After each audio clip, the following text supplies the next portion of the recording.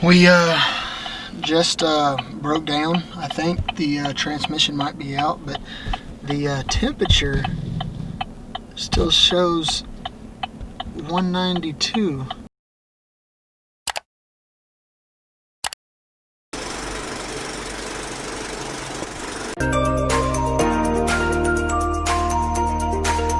We just broke down. I think the transmission might be out, but the temperature still shows 192, which makes me question it. But we are in the middle of the road.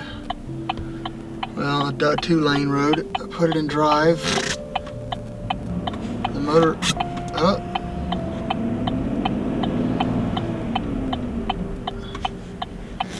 I think transmission's messed up. We're not moving. So we're about to call roadside assistance. Never a dull day. Don't look at her face. It's too happy. I don't like it. I'm going to message the people that we were going to buy a bed from and let them know that we're having car trouble and that we'll try to pick it up. Literally like 3 minutes away. Yeah, and then we'll try to pick it up tomorrow. Maybe. Maybe. I might be burning a truck tomorrow. I'm not sure.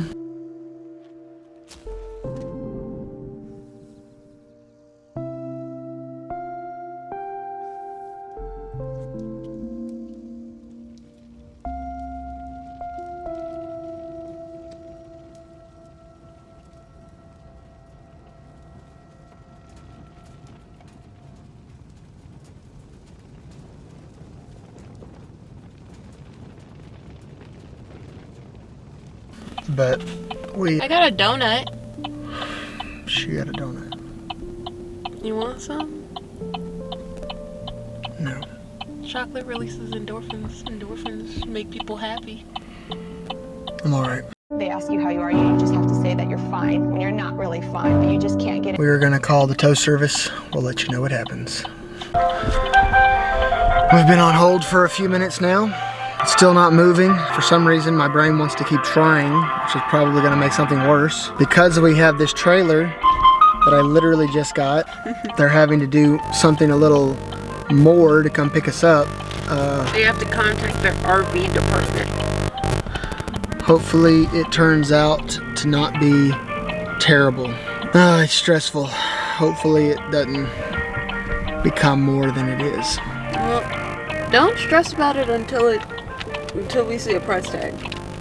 And then we figure it out. I'm already stressed. I have price tags just flowing through my brain. Don't do it. Do not stress.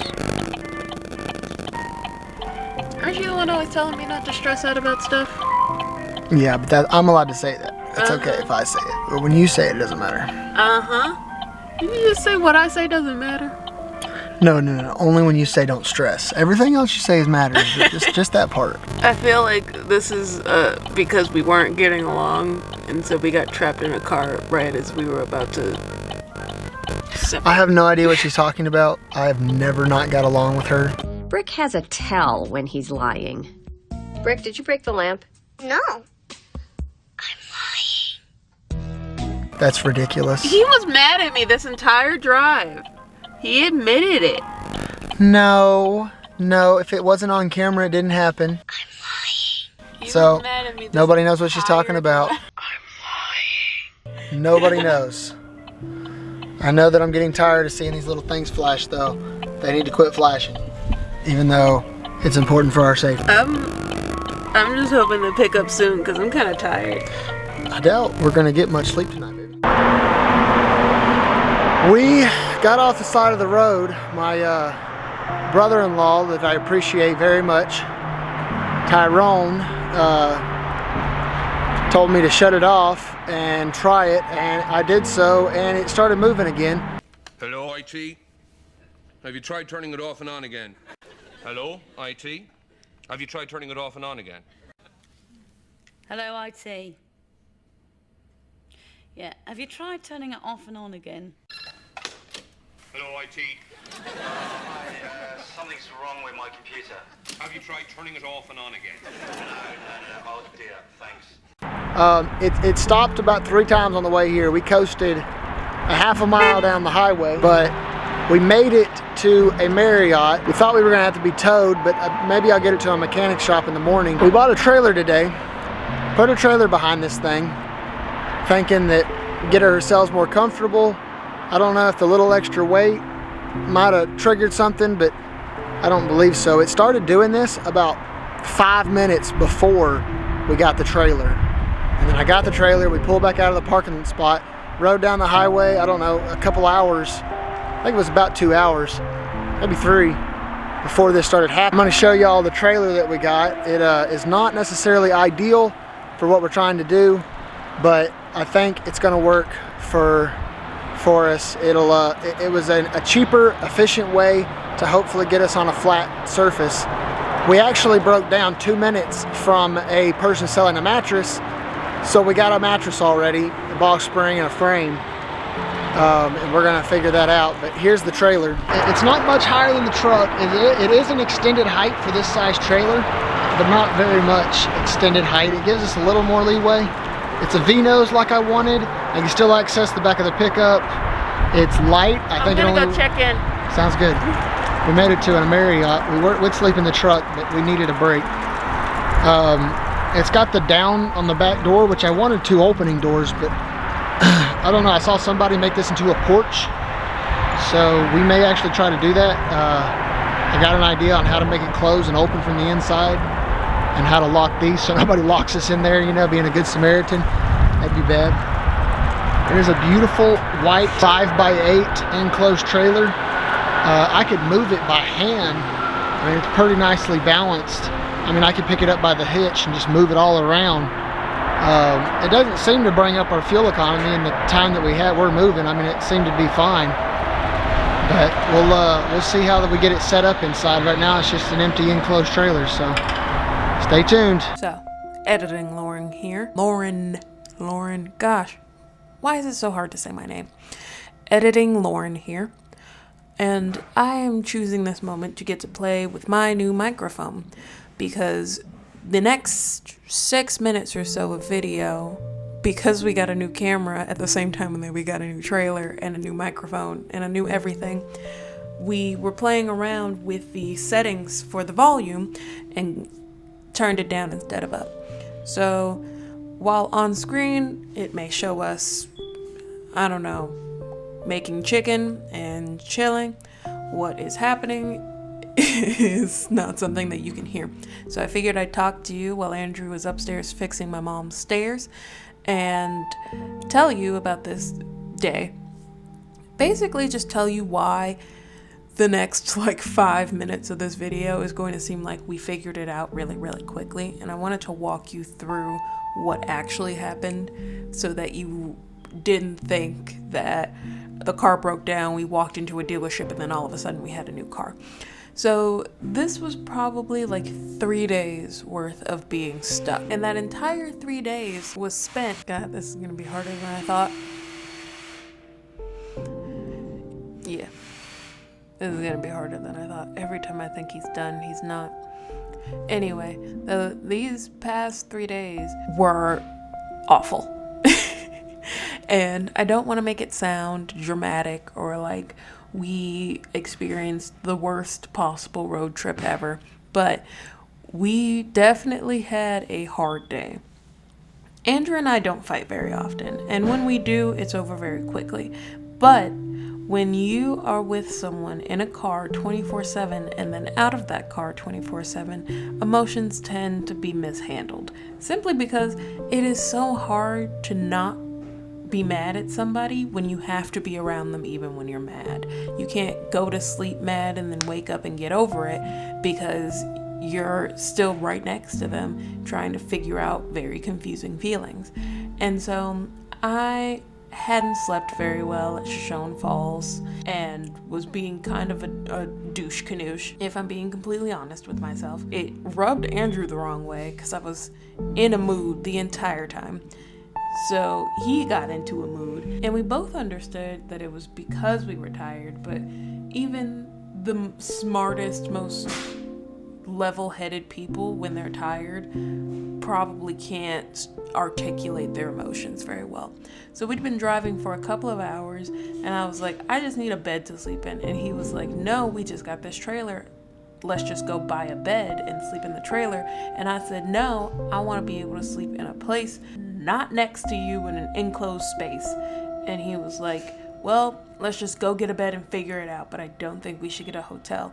And we were both being stubborn for stupid reasons, but it's what we both wanted, and we were going to fight for what we both wanted. So I called my mom, and I was like, we need a hotel room, and Andrew won't let me spend any more money. And she was like, well, I'll pay for it. So it was over and done.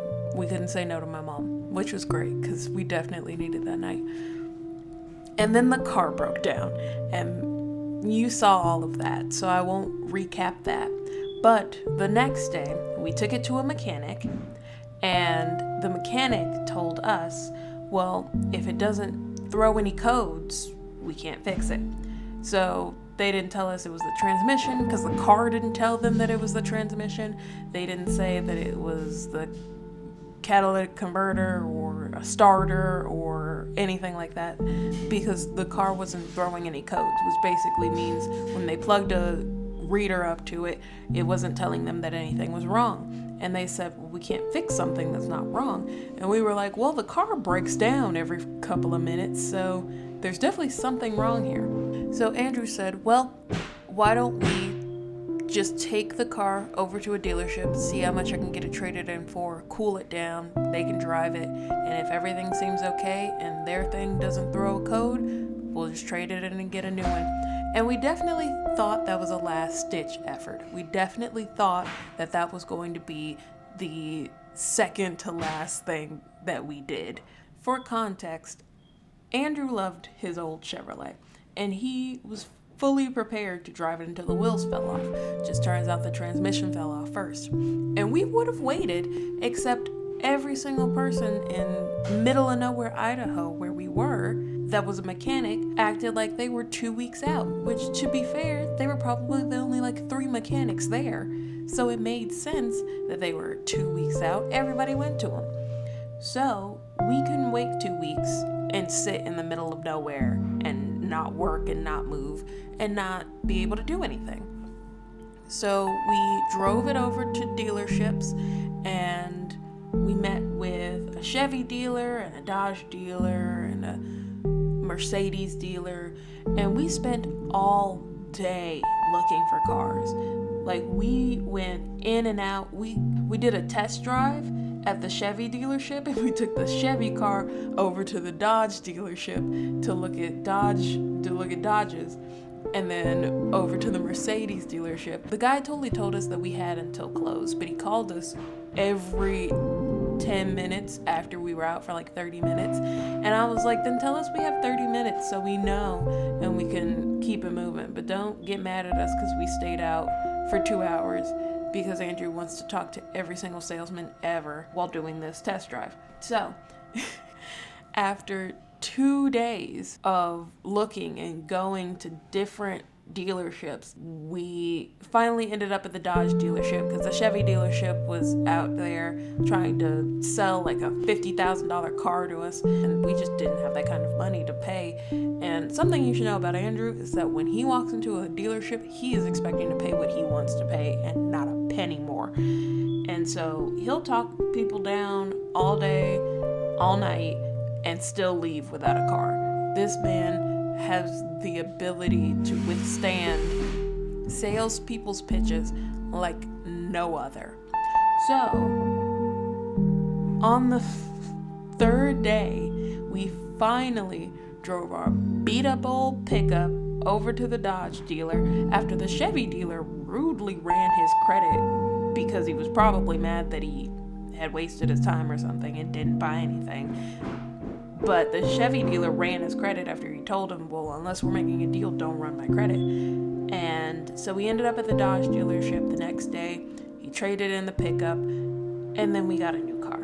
So I don't want it to seem throughout this video like we just broke down and we were like, oh, we're rolling in dough, so we might as well buy a new car. No, this was a extremely hard decision to make, and probably one of the hardest decisions we had to make on this trip. but we had to do what we had to do. And I don't know what this part of the video was really talking about, but it was our first night in the trailer, so I just wanted to be able to leave it in as best as possible. Okay, and on with the video. This is the windshield we woke up to. It's really pretty. Andrew! 12 early signs your relationship might not last. I was trying to have an individual windshield, you butthole. This is why I can't do anything nice. I thought it was going to be a nice little video, and then you ruined it. That's all. Well, that was the windshield, and it did look really pretty until he melted it and then swiped it right as I was about to make a video. So it is a new dawn, it's a new day. Hopefully it's a new life for Heimdall truck. We slept in the trailer for the first time last night, as you all saw. Laying flat is amazing. Laying flat is amazing. I need the bed to be softer, and Andrew needs me not to like shove him against the wall looking for warmth. So overall, some things need to be adjusted. We need to get a bathroom in there stat, because that's also not working for us. But I foresee that being an easier fix than overall just disliking our sleeping situation, and I'm very excited to see what we do with it. So far it's a good morning. We're going to a Mercedes dealership. No, we're going to a Dodge dealership to see if they have any trucks that we can trade for this one, because Heimdall is not doing well. Or maybe we can find a mechanic that can figure out what's wrong with it, and it's less bad than we think, and then it'll just be a couple $100s to fix, is what we hope.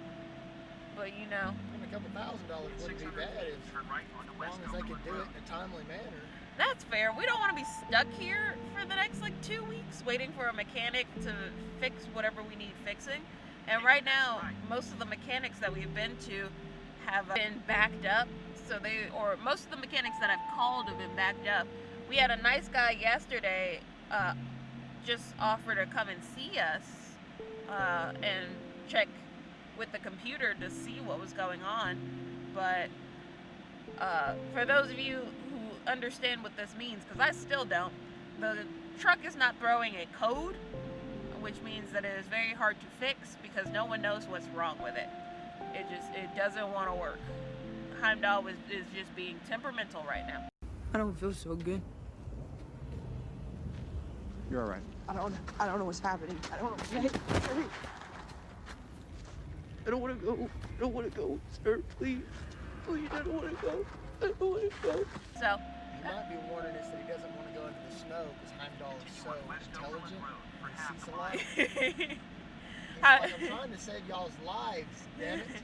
Heimdall is a 2-wheel drive and does not want to go into the snow. Which, to be fair, is probably smart.